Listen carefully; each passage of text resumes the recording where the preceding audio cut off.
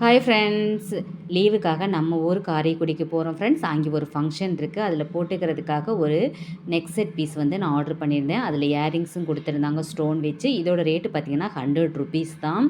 உண்மையிலே நான் கொடுத்த ₹100க்கு ஒர்த்தாக இருந்தது. இது நான் ஆஃபரில் தான் வாங்கினேன். பிறகு இந்த கம்மல் வந்து நான் ஏற்கனவே வந்து ஆர்டர் பண்ணி ஒரு இடம் வாங்கியிருக்கேன். அதில் ஒரு ஸ்டெட்டு வந்து காணாமல் போயிடுச்சு. அதுக்காக திரும்பவும் ஆர்டர் பண்ணி வாங்கியிருக்கிறேன். எனக்கு ரொம்பவே பிடிச்சிருந்தது. ஒரு வழியாக எல்லாத்தையும் பேக் பண்ணிவிட்டு நம்ம ஊருக்கு கிளம்பியாச்சு ஃப்ரெண்ட்ஸ்.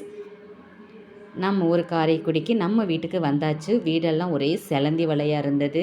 ஒரே டஸ்ட்டாக இருந்தது. ஃபஸ்ட்டு அது எல்லாத்தையும் க்ளீன் பண்ணிடலாமேன்னு சொல்லிட்டு ஃபஸ்ட்டு எல்லாத்தையும் நீட்டாக க்ளீன் பண்ணிட்டேன். க்ளீன் பண்ணிவிட்டு அப்புறம் காலையில் சாப்பாடு பசிக்க ஆரம்பிச்சிட்டது. சரின்னு கடையில் போய் திங்ஸ் எல்லாம் வாங்கிட்டு வந்துட்டேன். போகிற வழியில் இந்த ₹5 கீழே இருந்தது. சரி, ஓகே, கோவில் உண்டியில் போகலான்னு எடுத்து வச்சுருக்கிறேன். சாதம் ரெடி ஆகிடுச்சு.